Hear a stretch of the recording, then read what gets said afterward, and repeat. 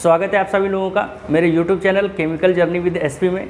जैसा कि आप सभी को पता है कि उसका नाम अब चेंज कर दिया गया है और आप सभी लोगों का जो सहयोग है उसके लिए धन्यवाद और माफ़ी भी चाहेंगे। थोड़ा सा हम देर में आज वीडियो बना रहे हैं, कुछ निजी कारणों की वजह से हम वीडियोस बना नहीं पा रहे थे।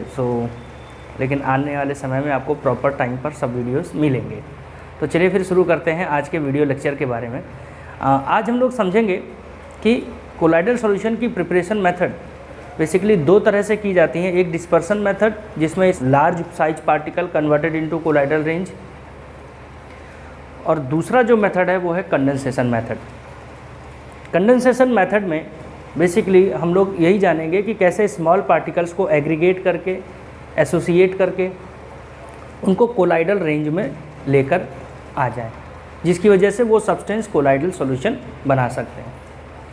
तो डिस्पर्सन मेथड में जितने भी मेथड्स यूज़ हुए थे जिनकी हेल्प से हम कोलाइडल सॉल्यूशन प्रिपेयर कर सकें, वो सारे के सारे मेथड हम लोगों ने पढ़ लिए हैं।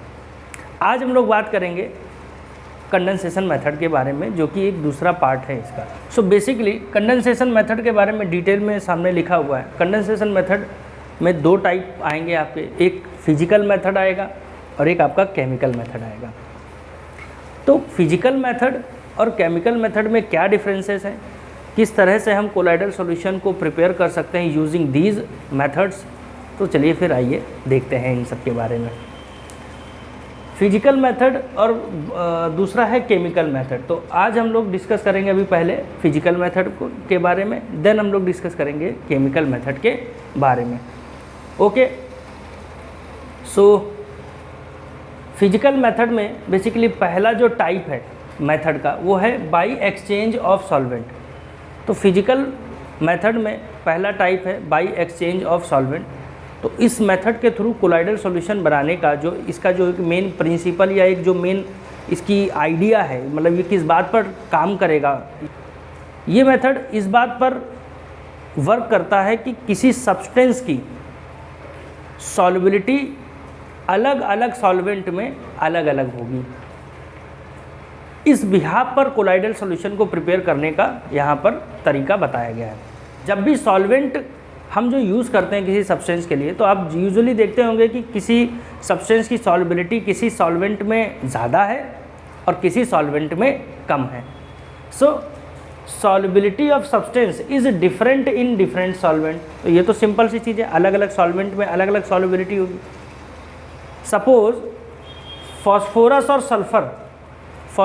सल्फ़र के जो सॉल्यूशन होते हैं वो अल्कोहल में प्रिपेयर किए जाते हैं। Phosphorus and sulphur solution prepared in alcohol, इनमें ये हाईली सॉल्युबल है as compare to water.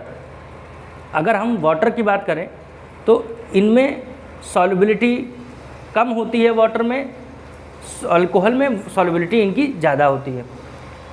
Is poured into water. अब एक बार आप क्या करिए, इनके सॉल्यूशन को अल्कोहल में बना लीजिए, फिर हम क्या करते हैं, इसको पोर्ड कर देते हैं into water, colloidal solution is obtained. तो इसका मतलब यहाँ पर कि कोलाइडल सॉल्यूशन को प्रिपेयर करने के लिए हमने पहले क्या किया कि इनका जो एक बेसिक सॉल्यूशन है वो अल्कोहल में तैयार कर लिया, फिर अल्कोहल में तैयार करने के बाद इसको वाटर में पोर किया, वाटर के साथ मिक्स किया, इसको अच्छे से शेक किया। शेक करने पे क्या हुआ, अब फॉस्फोरस और सल्फ़र की सॉल्युबिलिटी वाटर में तो कम है, तो इस बिहाफ पर हम लोग क्या कर रहे हैं, उसका कोलाइडल सॉल्यूशन प्रिपेयर कर ले रहे हैं। तो यहाँ पर जस्ट क्या हुआ, अल्कोहल और वाटर ये सॉल्वेंट क्या हो गए, एक्सचेंज हो गए। पहले वो सॉल्यूशन किस में डिज़ोल्व था, अल्कोहल में, बट जब इसको वापस हम लोगों ने वाटर के साथ इसको मिक्स किया इनके अल्कोहल वाले सॉल्यूशन को, तो वो वाटर में तो सल्फ़र और फॉस्फोरस की सॉल्युबिलिटी है नहीं, तो इसलिए उसमें वो कोलाइडल सॉल्यूशन बना लेता है। Colloidal solution is obtained. इसी तरह अगला एग्जांपल एक और है, जैसे फिनोफ्थलीन है। फिनोफ्थलीन का भी सॉल्यूशन हम क्या अल्कोहल में बना लेते हैं और फिर इसको वाटर के साथ पोर्ट करते हैं या वाटर के साथ इसको मिक्स करके शेक करते हैं, तो हमें फिनोफ्थलीन का भी एक कोलाइडल सॉल्यूशन मिल जाता है इन वाटर सिंपली। तो यहाँ पर सिंपली जो कॉन्सेप्ट है, वो कॉन्सेप्ट बेसिकली इस बात पर डिपेंड करेगा कि किसी सॉल्वेंट में सॉल्यूट की या जो भी मान लीजिए सब्सटेंस है उसकी सॉल्युबिलिटी अलग अलग होती है। अब देखते हैं आगे इसमें क्या है। आगे जो मेथड है वो है बाई सुपर कूलिंग। नेक्स्ट जो मेथड है बाई सुपर कूलिंग। अब जो सुपर कूलिंग मेथड है वो किस बात पर डिपेंड करता है, किस बात के लिए हम लोग इसको यूज़ करते हैं। अब नाम से ही आपको क्लियरली समझ में आ रहा होगा कि सुपर कूलिंग का मतलब होगा कि बहुत तेज़ी से ठंडा करेंगे इसे बहुत तेज़ी से जब ठंडा करेंगे तो ये मेथड फिर किस लिए यूज़ होता है सिंपली। तो देखिए, जब हम क्या करते हैं, when water and chloroform mixture, suppose करिए कि आप पहले क्लोरोफॉर्म लीजिए और वाटर लीजिए, दोनों को आपस में मिक्स कर लीजिए, दोनों को आपस में मिला लीजिए। Then this mixture undergo super cooling, then the ice यानी कि स्मॉल पार्टिकल्स एक तरह से dispersed into chloroform solvent and so a colloidal solution is obtained of water and chloroform by using super cooling method. इसमें क्या होगा कि chloroform को और वाटर को आपस में मिक्स करिए और फिर इसको सडन बहुत तेज़ी से ठंडा करिए, सुपर कूलिंग।